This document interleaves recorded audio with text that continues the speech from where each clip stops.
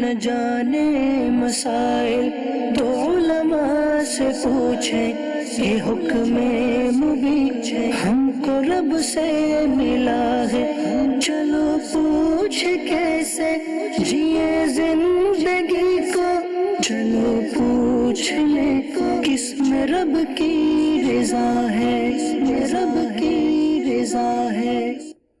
الحمدللہ رب العالمین والصلاة والسلام علی سید المرسلین، اما بعد فاعوذ باللہ من الشیطان الرجیم، بسم اللہ الرحمن الرحیم، الصلاة والسلام علیکہ یا رسول اللہ وعلی آلکہ واصحابکہ یا حبیب اللہ، الصلاة والسلام علیکہ یا نبی اللہ وعلی آلکہ واصحابکہ یا نور اللہ۔ میٹھے میٹھے اسلامی بھائیوں اور مدنی چینل کے ناظرین، سلسلہ دارالفتہ اہل سنت میں ایک بار پھر آپ کو مرحبا کہتے ہیں۔ ابتداً درود پاک کی فضیلت عرض کی جاتی ہے رسالہ ضیاء درود السلام سے کہ فرمان مصطفیٰ صلی اللہ تعالیٰ علیہ وسلم ہے کہ قیامت کے روز اللہ تعالیٰ کے عرش کے سوا کوئی سایہ نہیں ہوگا۔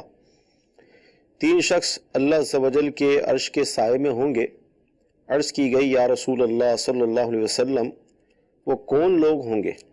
ارشاد فرمایا، نمبر 1 وہ شخص جو میرے امتی کی پریشانی دور کرے، نمبر 2 میری سنت کو زندہ کرنے والا، اور نمبر 3 مجھ پر کثرت سے درود شریف پڑھنے والا۔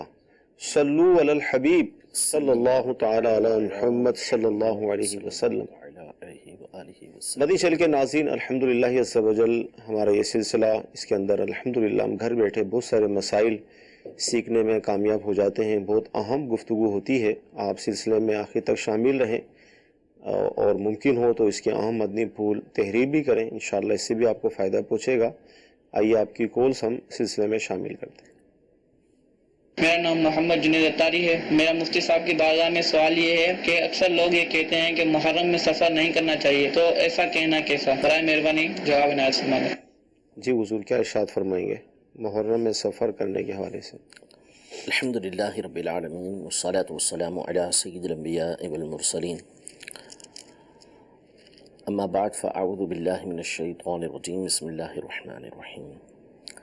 اصل میں محرم الحرام چونکہ اہل اسلام میں ایک خاص اہمیت رکھتا ہے، اور ویسے بھی اس کی اہمیت قرآن مجید فرقان حمید میں اس طرح بیان کی گئی کہ مہینوں کی گنتی جہاں 12 بیان کی، ان میں سے 4 مہینے حرمت والے بیان کیے، منہا 4 حرم، کہ اس میں سے 4 مہینے حرمت والے ہیں، اور ان میں سے ایک مہینہ جو ہے وہ محرم الحرام کا ہے۔ اور ویسے بھی اس کا جو خاص طور پہ 10 تاریخ ہے عاشورہ کی، وہ بہت معروف ہے، بہت سارے واقعات اس میں پیش آئے اور آئیں گے بھی۔ قیامت کا جو وقوع ہوگا وہ ایک روایت کے مطابق اسی دن ہوگا، اور بالخصوص اہل اسلام کے لیے ایک واقعہ ہائلہ، دل دہلا دینے والا واقعہ، یعنی امام حسین رضی اللہ تعالیٰ عنہ اور آپ کے جو رفقات تھے شہداء کربلا، ان کی شہادت ہوئی، تو یہ ایک دل دہلا دینے والا واقعہ ہے، اور ایک افسوسناک واقعہ جو پیش آیا۔ امام حسین رضی اللہ تعالیٰ عنہ نے تو قربانی دی، شہادت حاصل کی، اسلام کا پرچہ بلند کیا، لیکن اس حوالے سے یہ مہینہ بہت معروف ہے۔ تو بہت ساری باتیں اس حوالے سے جو اس مہینے کے اندر ہمارے یہاں معروف ہو جاتی ہیں، حالانکہ شریعت مطہرہ کا اس سے کوئی تعلق نہیں ہوتا۔ مثال کے طور پر یہی جو سوال کیا گیا کہ محرم کے مہینے میں سفر نہیں کرنا چاہیے، تو اب اس کی کوئی اصل نہیں ہے کہ محرم کے مہینے میں سفر نہیں کرنا چاہیے۔ سفر اختیار کرنے میں کوئی حرج نہیں ہے، محرم کے مہینے کے اندر کہیں جانا چاہتے ہیں جا سکتے ہیں، اور دیگر بہت سارے کام ہیں کہ جو اس مہینے کے اندر کیے جا سکتے ہیں، لیکن ہمارے یہاں معروف ہے کہ یہ کام نہیں کیے جا سکتے۔ مثال کے طور پر فاتحہ ہے، ایک بات یہ معروف ہے کہ شہداء کربلا کے علاوہ کسی اور کے لیے اس مہینے کے اندر فاتحہ ہی نہیں کر سکتے، حتیٰ کہ اگر کسی کا انتقال ہو جائے تو اس کی تیجے کے حوالے سے لوگ سوال کر رہے ہوتے ہیں کہ کیا اس مہینے کے اندر کہ ان 10 دنوں کے اندر تیجا کر سکتے ہیں؟ تو بالکل کر سکتے ہیں آپ، بالکل بالخصوص یعنی یہ تو ایک یہ ہے کہ جب آپ امام حسین امام علی مقام رضی اللہ تعالیٰ عنہ کو اصحال ثواب کریں تو اس دوران آپ ان کی برکت لیتے ہوئے کسی اور کے لیے بھی فاتحہ کر لیں تو یہ اور فائدہ مند چیز ہو جائے گی۔ تو اس لیے جو باتیں شریعت مطہرہ کے دائرے کار کے اندر آتی ہیں، شریعت مطہرہ اس کا جواز دیتی ہے کہ یہ چیز جائز ہے، تو اس کے کرنے کو جائز ہی کہا جائے گا، اس کو ہم ناجائز اپنی چاہت سے اپنی خواہش سے نہیں کہہ سکتے. ہاں بہت ساری باتیں ہوتی ہیں کہ جس پر تنفیر ہوتی ہے، لوگ تان و تشنیع کریں گے یا بدگمانیاں لوگوں میں پیدا ہوں گی، یا ویسے ہی جو ہے وہ تقاضے یہ ہوتے ہیں کہ یہ کام نہ کیا جائے. صحیح. تو وہ ایک الگ بات ہے کہ ان دنوں میں وہ کام نہ کیے جائیں، لیکن اس کے جواز کے اوپر کوئی سوال نہیں اٹھا سکتا ہے. وہ چیز جو کام ہے وہ جائز ہے تو پھر اس کو جائز ہی کہا جائے گا. ٹھیک. مدنی چینل کے ناظرین، اس حوالے سے ہمیں جواب ملا کہ محرم کے مہینے میں سفر کرنے کے حوالے سے اس میں کوئی حرج نہیں ہے، اور یہ جو جس طرح کا سوال پوچھا گیا اس کی شرعاً کوئی حیثیت نہیں ہے. جی اگلی کون؟ ایک شخص ہے جو مشترکہ کاروبار کے لیے یہ شرط لگا رہا ہے کہ اگر میرا جو پارٹنر ہے مجھے 10 لاکھ روپے دے دے 1 سال کے لیے، اور اس کے 10 لاکھ کے عوض میں ہر ماہ سے 30% کا منافع دیتا رہوں گا ہر ماہ، اور 1 سال کے بعد اگر وہ اپنی رقم واپس لینا چاہتا ہے تو میں وہ رقم اسے واپس کر دوں گا. اگر کنٹینیو کرنا چاہتا ہے تو میں اس کے ساتھ شراکت داری کنٹینیو کر سکتا ہوں. اچھا یہ پرسنٹیج فکس ہو رہی ہے تو اس کے بارے میں شرعاً کیا حکم ہوگا؟ جی حضور کیا فرمائیں گے؟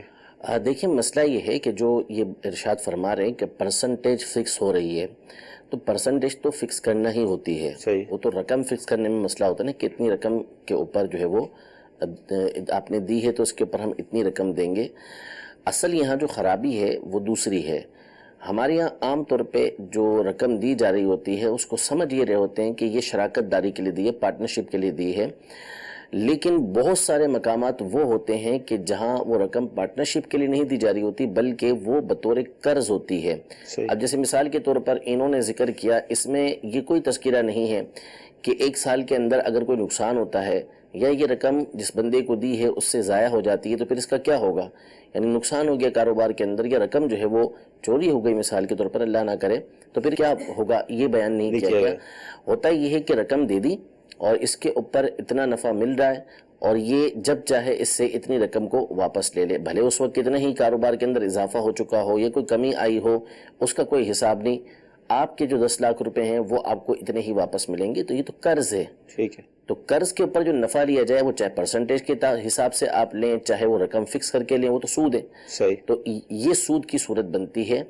ہاں اگر واقعی کوئی پارٹنرشپ کرنا چاہتے تو پھر اس کی شرائط ہیں کہ اس کے لیے نفع نقصان مقرر کرنا ہوتا ہے، پھر جو ہے وہ کام کی نوعیت کو دیکھا جاتا ہے کہ کاروبار چلتا ہوا ہے یا نہیں ہے.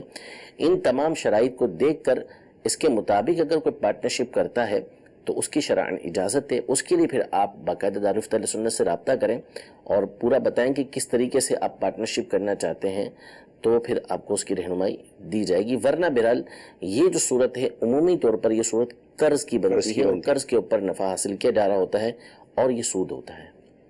مدنی چینل کے ناظرین، بہت پیاری بات مفتی صاحب نے ارشاد فرمائی پارٹنرشپ کے حوالے سے. جی کچھ کہنا چاہیں؟ میں یہ عرض کروں گا کہ البتہ اپنے طور پہ فیصلہ نہ کر لیں کہ بھئی یہ کاروبار جو کر رہے ہیں کہ یہ واقعی شراکت داری ہو رہی ہے، یہ قرض دیا ہوا ہے، تو آپ اس حوالے سے معلومات لے لیں تاکہ آپ کو بتایا جا سکے کہ یہاں پر قرض کی صورت ہے یا آپ کے پارٹنرشپ کی صورت ہے. اور یہ بھی اللہ تعالیٰ کی رحمت ہے، جیسے آپ کو دعوت بھی پیش کی جا رہی ہے، بتانے والے موجود ہیں، سکھانے والے موجود ہیں، تو لہٰذا اس سے فائدہ اٹھائیں. اور دارالفتہ اہل سنت آپ تشریف لیں، یا آپ کسی ایسے مقام پر ہیں تو وہاں سنی عاشق رسول مفتی صاحب رابطہ کریں. انشاءاللہ وہ آپ کو جو رہنمائی دیں گے پھر انشاءاللہ اس کے مطابق آپ کام کریں گے تو جائز بھی ہوگا، برکت بھی ملے گی، اور آپ کا جو مقصود ہے وہ آپ کو حاصل بھی ہو جائے گا. جی اگلی کال لیں گے. چودھری افضل خان. تو میں کچھ دعا مانگتا ہوں. پہلا پاک میرے پہ صبر کر دو، میرے پہ کرم کر دو، میرے پہ کرم کر، یہ اس طرح کی دعا مانگتا ہوں. اس لفظ میں کوئی کفری کلام بھی آتا ہے دعا میں؟ کیا فرمائیں؟ یہ جو الفاظ ہیں اس میں تو کسی طرح کا کوئی کفریہ جملہ نہیں ہے. اور بندہ جو ہے وہ اس کو اس طرح کے وہم کے اندر پڑھنا بھی نہیں چاہیے، اور کہ یہ تو سیدھا سیدھا ہے، اللہ سے رحمت مانگ رہے ہیں، اس کا فضل مانگ رہے ہیں، اس کا کرم کر دے. تو اس دعا کے مانگنے میں تو کوئی حرج نہیں ہے، ایسی دعا بالکل مانگی جا سکتی ہے. جی اگلی کال. سوال مفتی صاحب سے یہ کرنا ہے کہ جو زکوٰۃ نکلتی ہے ہماری، زکوٰۃ تو الگ چیز ہے، مگر اس کا جو سیدوں میں دینی ہے وہ اگر اللہ کے نام پر ہم کچھ چیز بھیجیں، کوئی غریب ہے، محتاج ہے، اللہ کے نام پر دیتے ہیں، وہ کیا زکوٰۃ ہوگی یا اللہ کی طرف سے مدد ہوگی؟ کیا فرماتے ہیں حضرت؟ یعنی سادات کو جو دیں گے تو سادات کو تو زکوٰۃ دے ہی نہیں سکتے، ان کو زکوٰۃ لگتی بھی نہیں ہے اور ان کو دینا بھی درست نہیں ہے زکوٰۃ، اس لیے کہ زکوٰۃ یہ مال کا میل ہے، مال کا میل ہے، اور سادات کو یہ چیز نہیں دی جا سکتی۔ احادیث طیبہ میں واضح موجود ہے کہ آل محمد صلی اللہ تعالیٰ علیہ وسلم کے لیے صدقہ حلال ہی نہیں ہے، تو اس لیے جو سادات گرامی ہیں، پہلی بات تو یہ ہے کہ ان کو زکوٰۃ نہیں لگتی۔ دوسری بات یہ جو انہوں نے کہا کہ جو دیں گے تو وہ اللہ کے نام پر دے رہے ہیں، تو وہ کیا ہوگا، زکوٰۃ ہوگی یا صدقہ ہوگا؟ تو دیکھیں یہ تو جو آپ نکالیں گے، اگر آپ زکوٰۃ کے نام پہ نکالیں گے تو زکوٰۃ تو آپ کی یہاں پر ادا ہوگی ہی نہیں، اور صدقے کے طور پہ نکال رہے ہیں تو نفلی صدقہ یہ ادا ہو جائے گا۔ البتہ یہاں بڑی پیاری پیاری تنبیہات جو ہے وہ امام اہل سنت اعلیٰ حضرت رحمۃ اللہ تعالیٰ علیہ نے سادات کے حوالے سے یہ ارشاد فرمائی ہے کہ یہ جو کچھ بھی ہمارا مال ہے حقیقتاً یہ سادات کے نانا جان رحمت عالمیان صلی اللہ تعالیٰ علیہ وآلہ وسلم کے صدقے میں ہی ملا ہوا ہے۔ تو بڑی آر دلائی اور بڑی جو ہے امام اہل سنت نے اس پر تنبیہ فرمائی کہ سادات کے بارے میں بندہ جو ہے وہ زکوٰۃ دینے کی سوچے، یہ بھی اچھا نہیں، اسے چاہیے کہ وہ اپنا ستھرا ہی پیسہ سادات کی بارگاہ میں پیش کرے اور اسے سعادت سمجھے کہ اللہ تبارک و تعالیٰ نے اس کو توفیق دی کہ وہ سادات کی بارگاہ کے اندر یہ پیش کر رہا ہے، وہ قبول کر لیتے ہیں تو یہ اس کے لیے سعادت کی بات ہے۔ وہ جا کے انتہا پر کہ کسی کے پاس کچھ نہیں ہے مال دینے کے لیے، اب صرف زکوٰۃ ہی ہے، تو پھر وہاں پہ شرعی ہیلے کے ذریعے سادات کو دینے کی اجازت مرحمت فرمائی، لیکن اس سے پہلے بڑی تنبیہ فرمائی کہ ان کی بارگاہ میں نفلی جو مال ہے وہی ان کی بارگاہ میں پیش کیا جائے، ستھرا مال ان کی بارگاہ میں پیش کیا جائے کہ یہ سعادت کی بات ہے۔ اور ان کو دینے کی برکتیں یہ ہیں کہ مشاہدہ اسی چیز پر ہے کہ سادات کو جو چیز پہنچائی جاتی ہے ان کی بارگاہ میں پیش کی جاتی ہے، اللہ تبارک و تعالیٰ دنیا اور آخرت میں اس کا بہتر بدل یہ عطا ہی فرماتا ہے۔ سبحان اللہ۔ جی مزید کال۔ میرا مفتی صاحب سے یہ سوال ہے کہ لوگ نماز میں کندھے سے کندھا نہیں ملاتے، درمیان میں فاصلہ چھوڑ دیتے ہیں، تو اس کے بارے میں کچھ ارشاد فرمائیں۔ فاصلہ بھی چھوڑ دیتے ہیں، صف بھی درست نہیں ہوتی۔ ہمارے یہاں اس کا اہتمام نہیں ہے، جی، حالانکہ نبی کریم صلی اللہ تعالیٰ علیہ وآلہ وسلم اس کا بڑا اہتمام فرمایا کرتے تھے، تنبیہ فرمایا کرتے تھے، اور اس بات کا اعلان کرتے تھے کہ اپنے صفوں کو سیدھا رکھو اور جو ہے وہ بالکل تراس سو مل کر کھڑے ہو، جی، تو اور بالکل اعتدال کے ساتھ کھڑے رہو۔ تو یہ تو جماعت کے کمال میں سے ہے کہ بندہ جو ہے وہ صف کو اچھی طریقے سے قائم کر کے کھڑا ہو۔ ہمارے یہاں واقعی اس کے بارے میں بہت زیادہ جو ہے وہ غفلت لوگ برتتے ہیں، نہ ایک تو ہے کہ بالکل مل کے بھی نہیں کھڑے ہوتے، جی جی، پتہ نہیں کیا مسائل ہوتے ہیں، حالانکہ کوئی ایسا گرمی وغیرہ کا بھی بوسوں کا کوئی پرابلم نہیں ہوتا، مل کے کھڑے ہو سکتے ہیں، وہ بھی نہیں کھڑے ہوتے، اور بسا اوقات بالکل آگے پیچھے ہو کے کھڑے ہوتے ہیں، یعنی کہ بالکل ملا ہوا ہونا چاہیے، یعنی ایک ہی جو ہے وہ سیدھ میں سارے ہونے چاہیے، لیکن کوئی تھوڑا سا آگے ہوتا ہے، کوئی تھوڑا سا پیچھے ہوتا ہے۔ سمجھانے پر بھی بہت سے لوگ سمجھتے نہیں ہیں اس چیز کو، اگر سمجھایا بھی جائے تو پہلی صف والے زیادہ سے زیادہ کچھ کر لیتے ہیں، پچھلی صفوں کا معاملہ بڑا وہ رہتا ہے۔ تو یہ چونکہ علم دین سے دوری ہے، اسلام کے بنیادی احکام کو سیکھتے نہیں ہیں، پڑھتے نہیں ہیں اس حوالے سے، تو اس لیے اس حوالے سے معلومات نہیں، ورنہ خلفائے راشدین ہوں یا ان کے بعد کے ہمارے اسلاف ہوں، وہ اس کے اوپر بڑی تنبیہ کیا کرتے تھے اور صفوں کو سیدھا فرمایا کرتے تھے۔ تو اس لیے صف میں جب بھی کھڑے ہوں بالکل کندھے سے کندھا ملا کے کھڑا ہونا چاہیے۔ کندھے سے کندھا ملانے کا مطلب یہ ہے کہ درمیان میں کوئی فاصلہ نہ ہو، کندھے سے کندھا ٹچ ہونا چاہیے، یہ نہیں کہ چھوٹا بڑا قد ہے تو اس میں ظاہر ہے کہ کندھے سے کندھا تو نہیں ملایا جائے گا، مطلب یہ ہے کہ دونوں مل کے کھڑے ہوں، درمیان میں کسی طرح کا فاصلہ یہ نہیں ہونا چاہیے۔ صفوں کے حوالے سے یہی عرض کریں گے کہ تربیت کی بھی حاجت ہے، اور جس طرح مفتی صاحب نے فرمایا کہ علم دین کی دوری کی وجہ سے آج یہ غفلتیں نظر آ رہی ہیں، تو دعوت اسلامی کا مدنی ماحول الحمدللہ ہماری بہت جگہ رہنمائی کرتا ہے۔ آپ دعوت اسلامی کے مدنی ماحول سے وابستہ ہو جائیں، مدنی قافلوں کے مسافر بنیں۔ نمازوں کے حوالے سے جو باتیں ہیں، سیکھنے کے حوالے سے بہت کمزوری محسوس ہوتی ہے۔ آئیے ایک دو ایس ایم ایس ہم شامل کرتے ہیں۔ ایس ایم ایس یہ ہے مفتی صاحب کہ اگر رکعتیں بھول جائیں تو اب کیا کیا جائے؟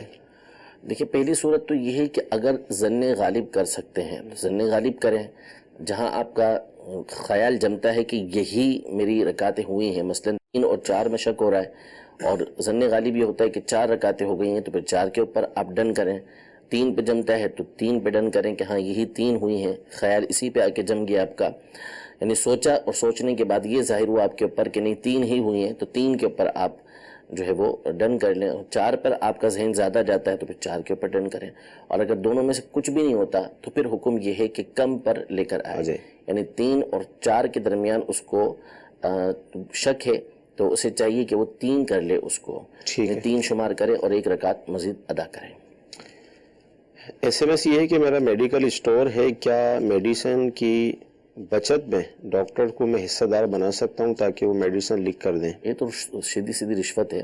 یعنی یہ دیں گے اس لیے تاکہ ڈاکٹر جو ہے مریض ان کے پاس بھیجے, یا وہی دوائیاں لکھے کہ جو صرف انہی کو ملتی ہیں. ڈاکٹر سے ویسے ہی بہت ساری چیزیں طے ہوتی ہیں, صرف یہی نہیں, اور میڈیکل لیب والے جو کمپنیاں ہوتی ہیں وہ ڈاکٹر کو ایسے تحائف دیتی ہیں کہ جس کا عرف نہیں ہوتا, جس کی وجہ سے ڈاکٹر جو ہے انہی کی کمپنی کی دوائی لکھ کر دے گا, اور مخصوص میڈیکل ہوگا جہاں سے یہ دوائی ملے گی اور کہیں سے دوائی بھی ملتی نہیں ہے. تو یہ سیدھی رشوت ہے. ایک ہوتی ہے عرفی اور تحفہ ہوتا ہے, جیسے مثال کے طور پہ کمپنی والے پیڈ بانٹتے ہیں, وہ ہر ایک کو دیتے ہیں. اسی طرح پین ہوتا ہے چھوٹا موٹا, وہ دیتے ہیں. تو یہ چھوٹی موٹی چیزیں ہیں کہ جو عرفاً ہر ایک کو دی جاتی ہیں تو وہ ان کو بھی دے دیں. باقی کلر کروا دیتے ہیں, بسا اوقات اے سی دیتے ہیں, ٹکٹیں دیتے ہیں باہر جانے کی, تو اس طرح دیتے ہیں. اسی لیے دیتے ہیں تاکہ یہ ڈاکٹر ان کی دوائیاں لکھے. یہ رشوت ہے, اس کی شرعاً اجازت نہیں ہے. تو اسی طرح میڈیکل والے بھی دیں گے تو ان کا مقصد بھی یہی ہے کہ ڈاکٹر لکھ کر انہیں دوائیاں بھیجے گا. اس کی شرعاً اجازت نہیں, یہ رشوت ہے. اور رشوت لینے والا رشوت دینے والا دونوں کے دونوں حدیث پاک کے مطابق جہنمی ہیں. استغفر اللہ معاذ اللہ. تو لہٰذا اس سے بھرپور بچنے کی کوشش کریں, ورنہ پھر اس ہلاکتوں کے اندر پڑنے کا خطرہ ہے. جی اگلی کال. میں حیدرآباد سے حاجی محمد الیاس اشرفی عرض کر رہا ہوں. میرا سوال یہ ہے کہ اگر ایک آدمی کہیں نوکری کرتا ہے, اس کے بعد رشوت بھی آتی ہے اور اس کے بعد تحفے تواہب بھی آتے ہیں, تو وہ اگر کسی کو دیتے ہیں تو وہ کھانا جائز ہے کہ نہیں جائز ہے؟ جی یہ بھی ملتا جلتا سوال آ گیا. جی یعنی دیکھیں یہ دعوت کی بات ہے. یعنی کوئی شخص ہے کہ جس کے پاس دونوں طرح کے مال آ رہے ہیں, یہ رشوت والا مال بھی ہے اور دوسرا جو ہے وہ اس کے پاس بعض لوگوں نے تحفہ دیا ہوا, یہ دوسرے کو کمائی کرتا ہے. تحفہ بھی دیکھیں, یہاں تحفے کو بھی دیکھا جائے گا, کیونکہ ہمارے رشوت کو بہت دفعہ تحفہ کہہ دیتے ہیں, یہ تحفہ ہے, مٹھائی ہے, اس طرح کر کے دے دیتے ہیں, تو وہ رشوت ہی ہے. لیکن بہرحال اگر کسی کے یہاں دونوں طرح کے مال موجود ہیں, رشوت بھی ہے, سود بھی ہے, اور کچھ حلال مال بھی ہے, تو شرعاً اس کے یہاں کھایا تو جا سکتا ہے, کھا تو سکتے ہیں.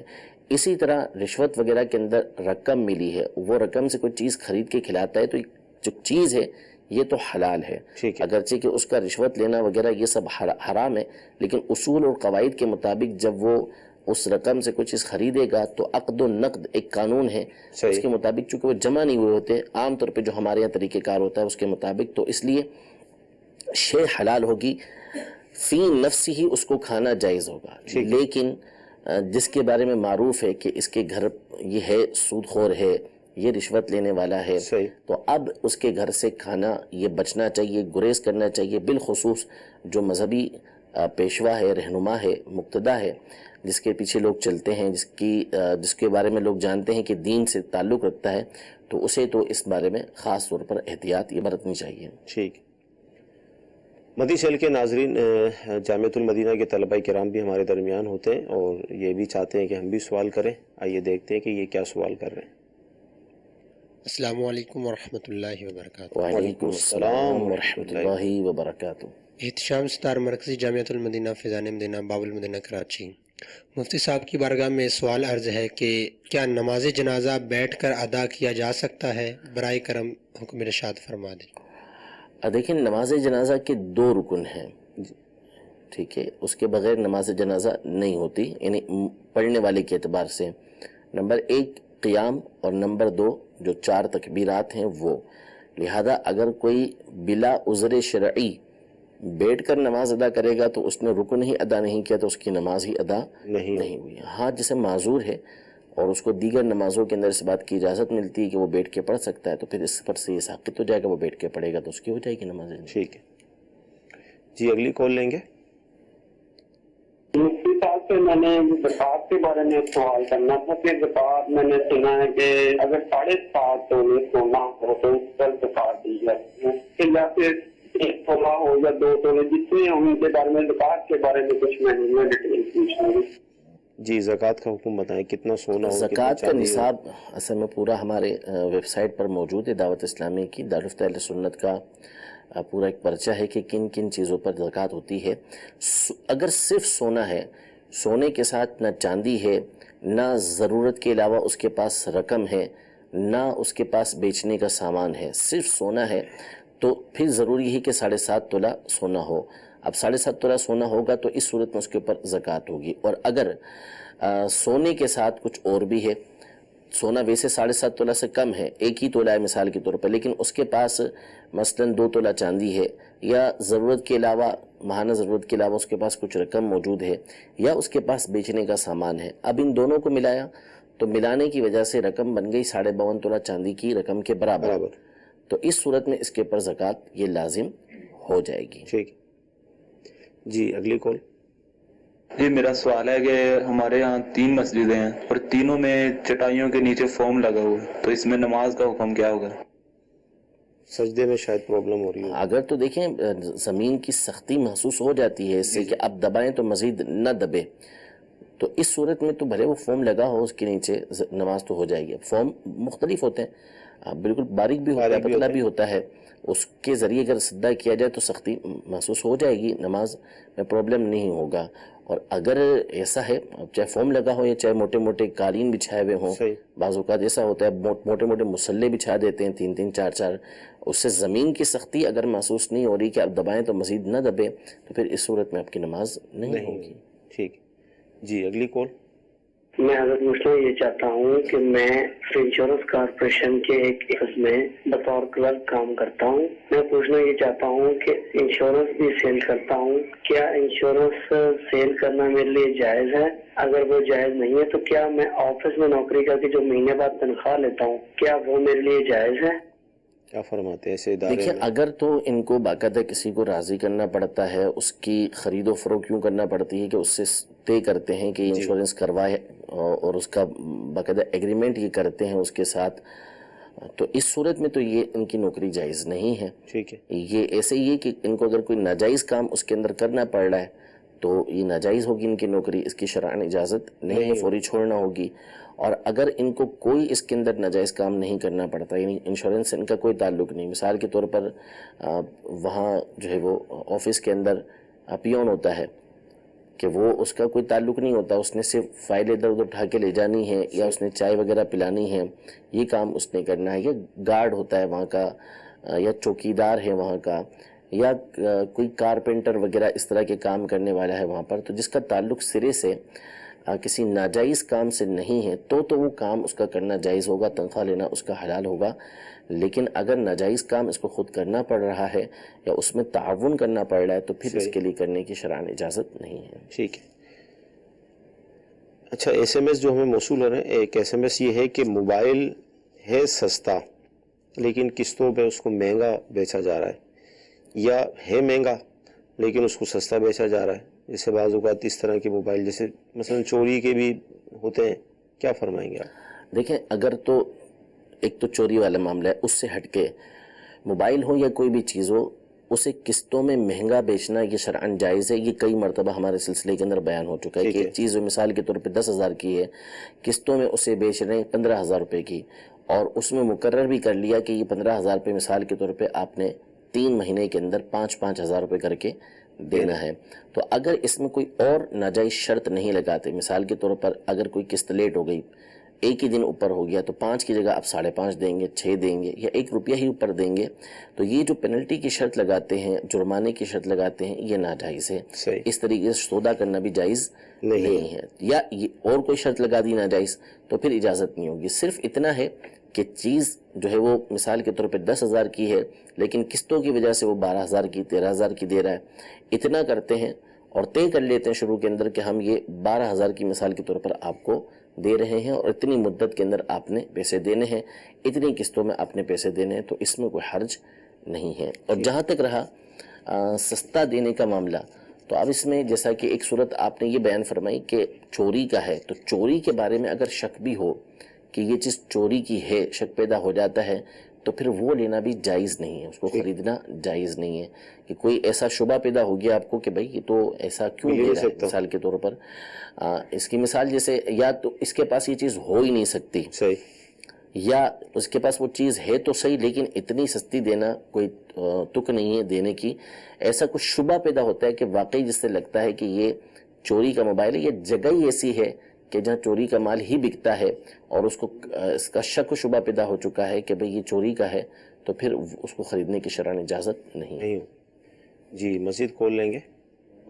حضرت میری عرض یہ ہے کہ سادات کرام کو اگر زکوٰۃ نہیں دی جا سکتی جیسے مفتی صاحب نے بھی فرمایا، عرض یہ کرنا کہ ہمارے معاشرے میں ایسے ہمارے قریب سادات کرام رہتے ہیں جو بہت ہی زیادہ مستحق ہوتے ہیں، غربت کی زندگی گزار رہے ہیں، اگر زکوٰۃ بھی ان کو نہیں دی جا سکتی تو صدقہ بھی ان کو نہیں، تو ان کی کیسے مدد کی جا سکتی ہے؟ اس حوالے سے ہمارے پاس.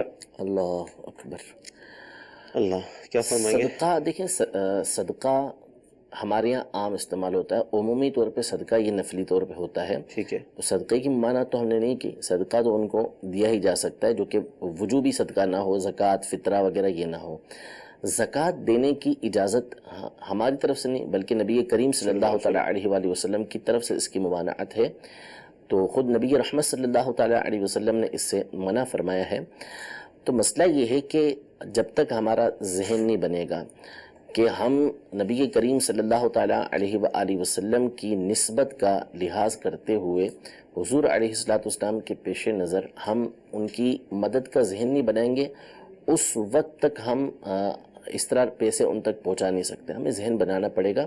اور آپ اس کو دیکھیں کہ بہت سارے لوگ ہوتے ہیں کتنی خوبصورت باتیں اس حوالے سے کرتے ہیں. اعلیٰ حضرت امام علیہ سنت نے یہ فرمایا کہ جو کچھ ہے وہ ان کے نانا جان کا ہے، کہ ان کے نانا جان کی طرف سے ملا ہے. اب اگر ہم ان کو دے بھی رہے ہیں، ان تک پہنچا رہے ہیں، تو یہ ہمارا تو کوئی کمال نہ ہوا، انہی کے نانا جان کا مال تھا جو ہم نے آگے پہنچا دیا، انہی کے صدقے میں ملا ہوا تب ہم نے آگے پہنچا دیا. بعض علماء یہاں پر بہت خوبصورت لفظ استعمال کرتے ہیں کہ سادات کرام کو کوئی چیز پیش کی ہے تو اس کو دینا نہیں کہتے کہ ہم نے ان کو دیا. دی وہ چیز جاتی ہے جو اپنی ہو. اللہ. تو یہ تو ہے ہی ان کا، تو مطلب یہ کہ ہم نے ان تک پہنچا دیا. اللہ. ہمارے پاس یہ امانت تھی، ہم نے ان تک پہنچا دیا. پھر دوسری بات یہ ہے کہ جب ایک عام آدمی کے اوپر ہم کچھ خرچ کرتے ہیں، ان تک کچھ اس کو کچھ دیتے ہیں، تو اللہ تبارک و تعالیٰ اس میں برکت عطا فرماتا ہے اور ملتا ہے.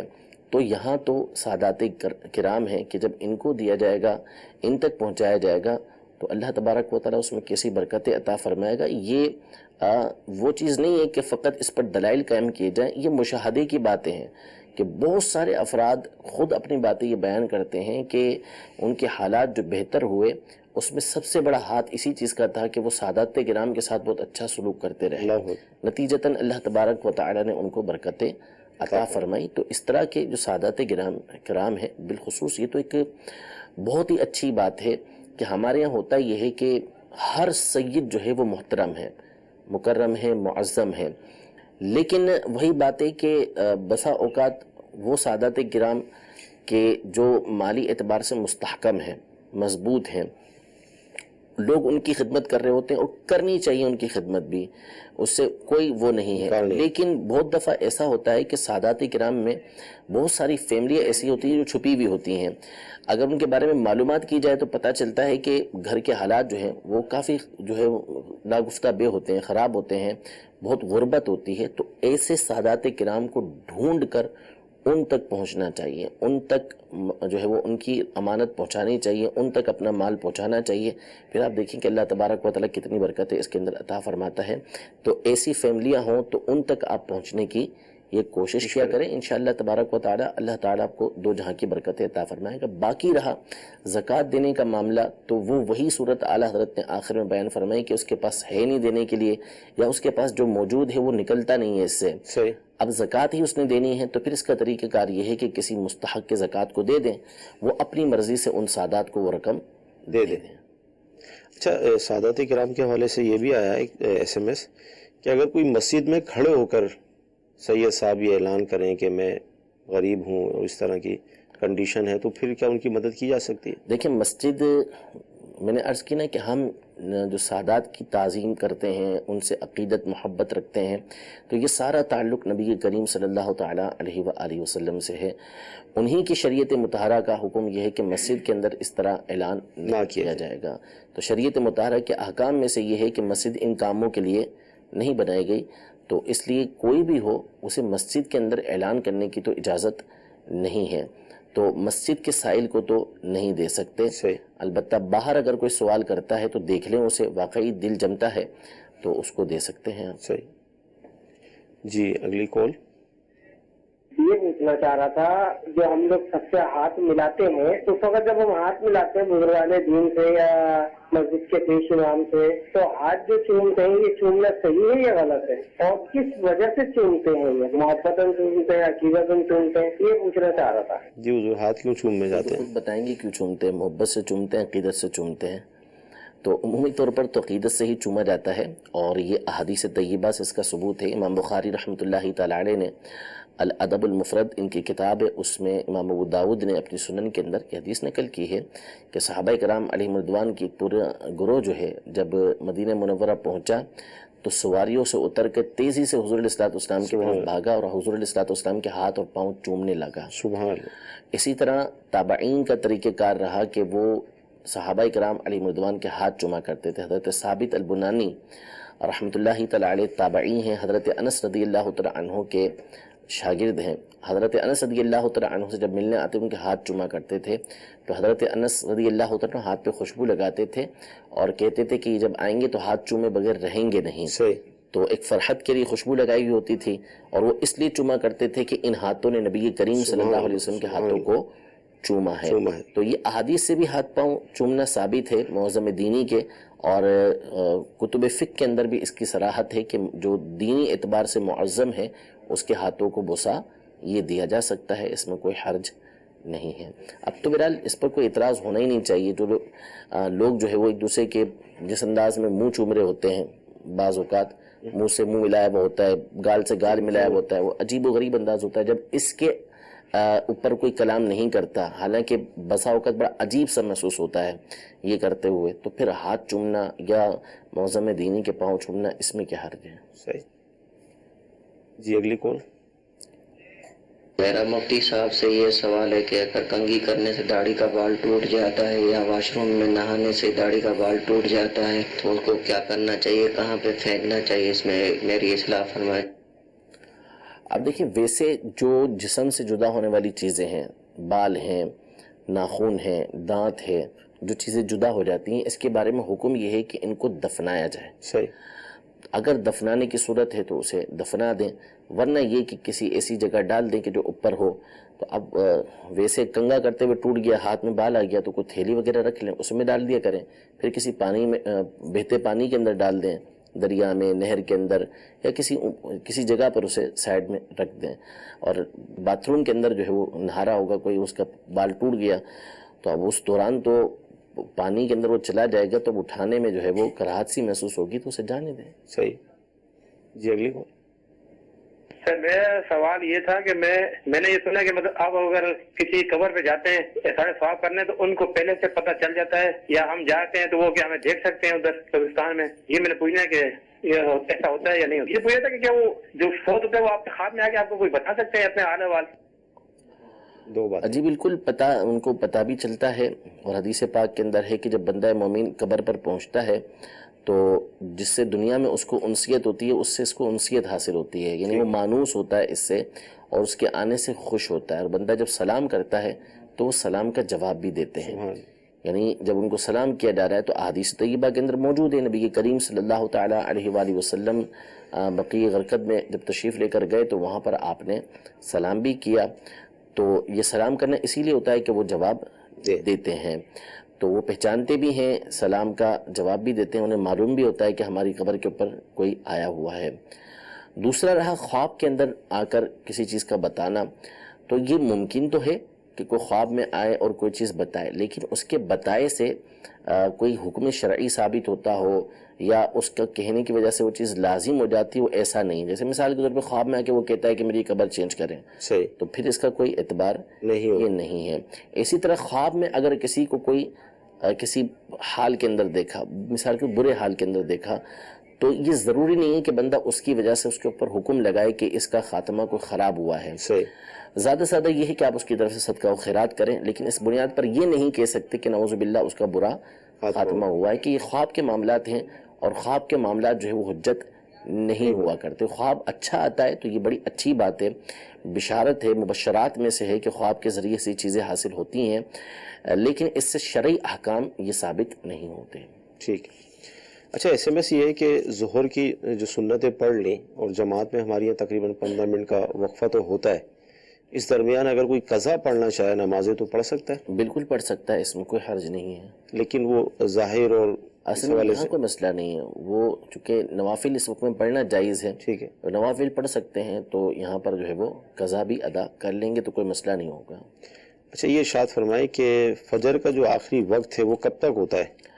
فجر کا آخری وقت سورج طلوع ہونے تک ہوتا ہے، یعنی سورج طلوع ہو گیا، جیسے ہی طلوع ہوا نماز فجر کا وقت ختم ہو گیا.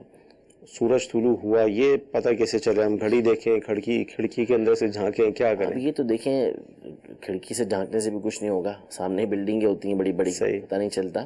تو اب تو آسانی ہے ہمارے لیے کہ ہمارے لیے کیلنڈر بنا دیے جا چکے ہیں، نماز کے نقشے بن چکے ہیں، اپلیکیشنز آ چکی ہیں کہ جس کے ذریعے سے پتہ چل جاتا ہے کہ نماز کا آخری وقت کیا ہے اور کب سورج جو ہے وہ طلوع ہو رہا ہے، تو اسے دیکھ لیں، اس کے مطابق عمل کر سکتے ہیں. ٹھیک. جی اگلی کال. میرا سوال یہ ہے، ایک بندے کا قرضہ دینا ہے تو وہ اگر فوت ہو جائے، اگر میں اس دنیا میں قرضہ نہیں دے سکا تو میں کس کو دوں یہ قرضہ؟ جی کیا فرما دیں؟ قرض لیا اور وہ بندہ فوت ہو گیا تو اب اس کے ورثاء تک پہنچائیں گے. اگر اس کے وارث معلوم ہے کہ جیسے بیٹے ہیں، بیٹیاں ہیں، جو بھی اس کے وارث بنتے ہیں ان تک وہ رقم پہنچائی جائے گی. اور اگر ورثاء کا بھی پتہ ہی نہیں چلتا کہ وہ کہاں ہیں یا مر کھپ گئے ہیں، کوئی معلومات نہیں مل رہی اسے، تو پھر اس صورت میں اس کی طرف سے وہ صدقہ کر دے، یعنی جس کا وہ مقروض تھا اس کی طرف سے صدقہ کر دے. لیکن پہلے اسے اپنی پوری طاقت کے مطابق جتنی اس کی وسعت ہے اس کے مطابق معلومات کرنا ہوگی کہ اس کے ورثاء کہاں ہیں. اگر معلوم ہو جاتا ہے تو ان تک پہنچائے گا، ورنہ پھر اس کے بعد وہ کسی بھی فقیر شرعی کو اس کی طرف سے صدقہ کر دے گا. جی اگلی کال. میرا نام یاسین احمد ہے، میں ڈی اے خان سے بات کر رہا ہوں. جی میرا یہ سوال ہے کہ بچوں کے عقیقے کے بارے میں، کہ بچوں کا عقیقہ کب تک کر سکتے ہیں؟ بیٹی کے عقیقہ کیا طریقہ کار ہے اور بیٹے کے عقیقہ کیا طریقہ کار ہے؟ جی کب تک ٹائم پیریڈ ہے؟ ٹائم پیریڈ تو دیکھیں ساری زندگی ہوتا ہے اس کا، یعنی شادی کے بعد بھی، بڑھاپے میں بھی ہو سکتا ہے. جب تک بندہ زندہ ہے عقیقے کا وقت تو ہے، یعنی آخر ابتدا جو ہے سنت وہ 7ویں دن ہے کہ جب بچہ پیدا ہوا تو 7ویں دن اس کا عقیقہ کیا جائے. مثلا اتوار کو پیدا ہوا تو ہفتے کو اس کا، آنے والے ہفتے کو اس کا عقیقہ کر لیا جائے. نہیں کر سکے تو اب بہتر یہ ہے کہ 14ویں دن کریں، یعنی اگلے ہفتے، ورنہ پھر اس سے اگلے ہفتے، جتنا جلدی کر سکتے ہیں کریں. اور بہتر یہ ہے کہ ہر 7ویں دن میں کیا جائے، یعنی 7ویں دن نہ کر سکے تو 14ویں دن، 14ویں دن نہ کر سکے تو 21ویں دن، 21ویں دن نہ کر سکے تو 28ویں دن، یوں بہتر ہے. ورنہ یہ کہ 7ویں دن کے بعد جب بھی کریں گے سنت ادا ہو جائے گی. عقیقے کا جو جانور ہے وہ قربانی کے جانور کی طرح ہونا چاہیے. جتنی بھی شرائط قربانی کے جانور میں ہوتی ہیں ویسے ہی اس کی شرائط ہیں. اور لڑکے اور لڑکی کے عقیقے میں مستحب ہونے کے اعتبار سے یہ فرق ہے کہ لڑکے کا جب عقیقہ کیا جائے تو اس کے لیے 2 بکرے کیے جائیں، اور لڑکی کا جب عقیقہ کیا جائے تو اس میں 1 بکری کی جائے. لیکن اگر وہ اس کا الٹ کرتا ہے، مثال کے طور پر 2 بکروں کی جگہ 1 بکری کر لیتا ہے لڑکے کے لیے، تو بھی جائز ہے، اس میں کوئی حرج نہیں ہے، سنت ادا ہو جائے گی. یا 1 بکرا کر لیتا ہے لڑکے کی طرف سے تو بھی سنت ادا ہو جائے گی. لڑکی کی طرف سے 1 بکرا کرتا ہے یا 2 بکرے کر لیتا ہے تو اس میں بھی کوئی حرج نہیں، اس کی جو سنت ہے اس کی ادائیگی ہو جائے گی. مدنی چل کے ناظرین سلسلہ ہوا، بہت اہم مسائل ہمیں سیکھنے کو ملے، بہت ساری گفتگو ہوئی. اللہ تعالیٰ کی بارگاہ میں دعا کرتے ہیں کہ اللہ تعالیٰ ہمارا یہ سلسلہ اپنی بارگاہ میں قبول فرمائے، جو سنا ہے، جو سیکھا ہے اس پر عمل کرنے کی توفیق عطا فرمائے. صلو علی الحبیب صلی اللہ تعالیٰ علی محمد. نہ جانے مسائل تو علماء سے پوچھیں، یہ حکم مبین ہم کو رب سے ملا ہے. چلو پوچھ کیسے جیے زندگی کو، چلو پوچھ لے کس میں رب کی رضا ہے، رب کی رضا ہے.